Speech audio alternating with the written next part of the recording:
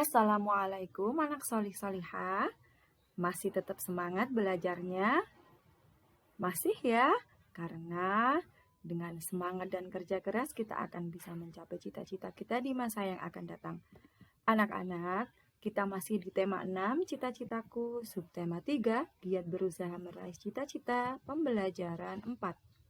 Sebelum pembelajaran dimulai, marilah kita berdoa menurut agama dan kepercayaan masing-masing supaya diberi kelancaran dan kemudahan dalam melaksanakan pembelajaran hari ini.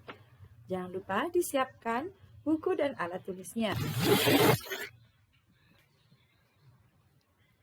Anak-anak, jika cita-cita dapat disamakan dengan sebuah impian yang ingin diraih, apakah impian besarmu? Simaklah cerita tentang seseorang yang bermimpi besar dan kerja kerasnya untuk mewujudkannya. Mimpi seorang laskar pelangi. Andrea Hirata adalah seorang penulis novel Indonesia. Novelnya yang terkenal berjudul Laskar Pelangi. Karyanya tiba-tiba menjadi pembicaraan di mana-mana, terlebih di dunia sastra. Karya Andrea Hirata dianggap sangat mewakili kehidupan anak-anak di Indonesia. Apalagi novel ini diangkat dari kisah nyata sang penulis. Bermimpilah dalam hidup, jangan hidup dalam mimpi. Andrea Hirata, sang pemimpi. Sewaktu kecil, Andrea menimba ilmu di sebuah sekolah yang kondisi bangunannya sangat mengenaskan. Bahkan bangunan itu hampir roboh. Kondisi sekolah yang bernama SD Muhammadiyah tersebut memang cukup memprihatinkan.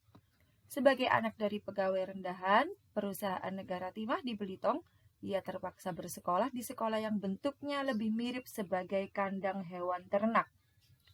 Kendati harus menimba ilmu di bangunan yang tak nyaman, Andrea tetap memiliki motivasi yang besar untuk belajar. Di sekolah itu pula, ia bertemu dengan sahabat-sahabatnya yang dijuluki dengan sebutan Laskar Pelangi. Di SD Muhammadiyah, Andrea bertemu dengan seorang guru bernama Nyi Ayu Muslimah. Kegigihan Bu Muslimah untuk mengajar siswa yang hanya berjumlah tak lebih dari 11 orang itu ternyata sangat berarti bagi kehidupannya. Berkat Bu Muslimah, Andrea mendapatkan dorongan yang membuatnya mampu menempuh jarak 30 km dari rumah ke sekolah untuk menimba ilmu. Bu Muslimah juga yang memajunya untuk mengejar cita-citanya bersekolah di negeri seberang Perancis. Sebuah mimpi dan cita-cita yang sangat mustahil kala itu. Dari bacaan tersebut, dapat kita mengerti, dapat kita tahu cita-cita Andrea Hirata adalah bersekolah ke Perancis. Tetapi ada beberapa halangan yang dihadapi, yaitu 1. Menuntut ilmu di sekolah yang hampir roboh. 2. Anak seorang pegawai rendahan di perusahaan. 3. Jarak rumah ke sekolah sangat jauh mencapai 30 km. Sikap yang dimiliki Andrea Hirata, gigih, rajin belajar, dan pantang menyerah. Usaha yang dilakukannya adalah rajin belajar, semangat ke sekolah meskipun jaraknya jauh, dan memiliki motivasi yang besar untuk meraih cita-cita. Dari bacaan tersebut dapat diambil kesimpulan bahwa sebuah cita-cita atau impian dapat diraih dengan kerja keras, rajin belajar, dan dukungan atau motivasi dari orang-orang di sekitar kita. Andrea Hirata merupakan salah satu contoh pemuda masa kini yang gigih memperjuangkan mimpi dan cita-citanya. Kemiskinan keluarga tidak menghalanginya mengejar mimpinya hingga ke negeri orang. Ayah Andrea adalah seorang pegawai di PN Timah Belitung, memang tidak menyediakan dana untuk sekolah Andrea. Belitung merupakan daerah penghasil timah andalan di Indonesia. Timah merupakan salah satu hasil sumber daya alam tambang. Kegunaan timah adalah sebagai logam pelapis, mencegah korosi dan reaksi kimia pada produk logam, bahan utama dalam perlengkapan solder, komponen pembuatan gigi palsu untuk hiasan dekorasi, dan sebagainya.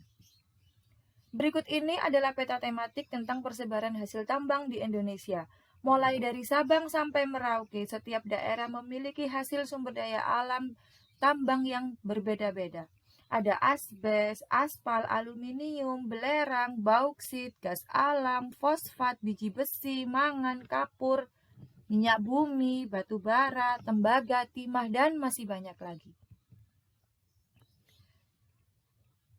Barang tambang tersebut digunakan untuk memenuhi kebutuhan industri di Indonesia. Perhatikan tugasnya. Carilah informasi tentang manfaat dan daerah penghasil barang tambang berikut ini. Buatlah tabel seperti di layar video.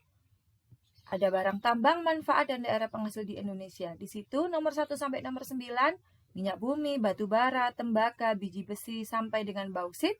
Manfaatnya apa? Kemudian daerah mana penghasil barang tambang tersebut. Kita lanjut. Setiap daerah memiliki sumber daya alam yang berbeda-beda. Semua sumber daya alam tersebut dikelola oleh negara untuk kemakmuran rakyatnya.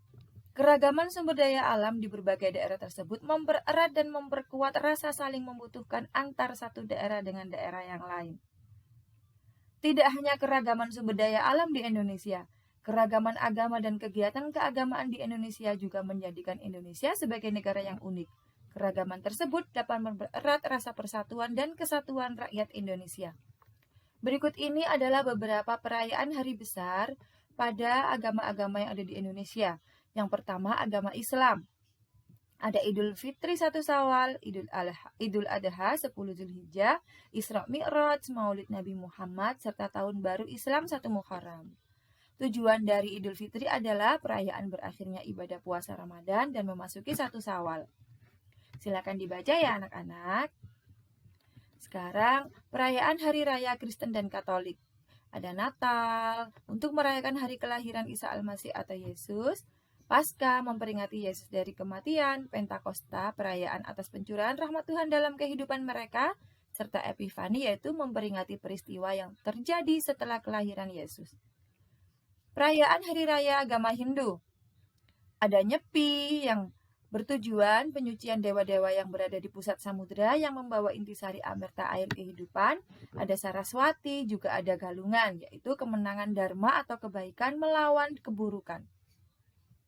Selanjutnya ada perayaan Hari Raya agama Buddha, ada Waisak. Waisak tujuannya peringatan kelahiran Pangeran Siddhartha sebagai penerangan sempurna menjadi Buddha dan wafatnya Buddha Gautama. Serta ada Magha Puja, yaitu mengenang peristiwa ketika Sang Buddha bertemu dengan 1250 murid pertamanya. Yang selanjutnya ada perayaan Hari Raya Konghucu. Ada Imlek, yaitu pergantian tahun Imlek, dan Cap Gome, perayaan 2 minggu setelah perayaan Imlek. Di tempat kalian, pasti seluruh masyarakat merayakan kegiatan hari besar agama masing-masing. Bu Lulu beri contoh di daerahnya Bu Lulu biasanya pada Hari Raya Idul Adha memperingati perayaan dengan menyembelih beberapa hewan kurban. Nah, di sini pada perayaan Hari Raya Idul Adha tujuannya adalah 1. Meneladani dan mengikuti ajaran Nabi Ibrahim SAW, meningkatkan rasa syukur atas nikmat yang diberikan oleh Allah, serta memupuk empati dan meningkatkan solidaritas sesama makhluk ciptaan Allah. Sejarah singkat tentang perayaan Idul Adha. Hari Raya Kurban ini terjadi bermula ketika Nabi Ibrahim alaihissalam mengalami mimpi yang terus berulang. Di dalam mimpi tersebut, Allah Subhanahu wa Ta'ala memberikan perintah kepada Nabi Ibrahim untuk menyembelih putra kesayangannya, yaitu Ismail. Anak Nabi Ibrahim alaihissalam yang bernama Ismail lahir dari rahim seorang perempuan bernama Siti Hajar. Di saat Nabi Ibrahim mendapatkan mimpi untuk diperintahkan menyembelih putranya, ia sangat gundah gulana. Pasalnya, Ismail adalah anak yang patuh kepada kedua orang tua dan perintah Allah Subhanahu wa Ta'ala. Tetapi karena mimpi itu, Nabi Ibrahim seakan mengalami hal di luar dugaan. Nabi Ibrahim yang tak bisa berbuat apa-apa karena maksud mimpi itu adalah perintah dari Sang Pencipta. Datanglah Nabi Ibrahim alaihissalam kepada Ismail dengan maksud menyampaikan mimpi itu, bahwa Allah Subhanahu wa Ta'ala memerintahkan untuk menyembelihnya. Allah Subhanahu wa Ta'ala berfirman dalam Quran surat As-Saffat ayat 102 yang artinya, maka tatkala anak itu sampai pada umur sanggup berusaha bersama-sama Ibrahim, Ibrahim berkata, "Hai anakku, sesungguhnya aku melihat dalam mimpi bahwa aku menyembelihmu. Maka fikirkanlah apa pendapatmu." Ia menjawab, "Hai bapakku,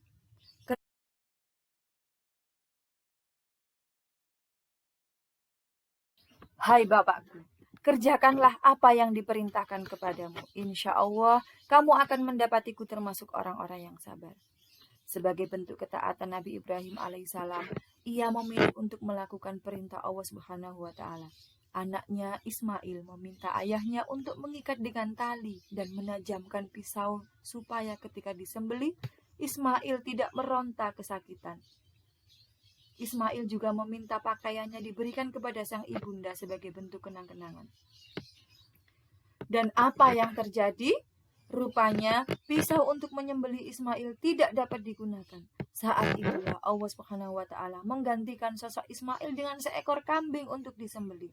Hal ini tercantum dalam Quran surat As-Saffat ayat 107 yang artinya, dan kami tebus anak itu dengan seekor sembelihan yang besar. Peristiwa ini adalah bentuk pengorbanan kasih sayang seorang ayah yang juga bentuk ketaatan kepada Allah Subhanahu wa taala. Semua pengorbanan yang dilakukan semata-mata hanya untuk menggapai cita-cita kepada Allah Subhanahu wa taala. Ismail pun meyakini bahwa perintah Allah adalah yang terbaik untuknya. Dan peristiwa ini pula menjadi awal mula ibadah kurban yang sangat dianjurkan bagi umat Islam. Toleransi adalah kunci utama terciptanya persatuan dan kesatuan antar umat beragama. Jalankan agama kita dengan baik dan biarkan orang lain juga menjalankan agamanya dengan baik. Sampai di sini pembelajaran hari ini anak-anak. Semoga dari cerita-cerita sejarah Idul Adha serta penjelasan Bu Lulu tadi dapat diambil manfaatnya yang baik. Jangan lupa tetap semangat belajar berilmu, ilmu yang bermanfaat. Wassalamualaikum warahmatullahi wabarakatuh.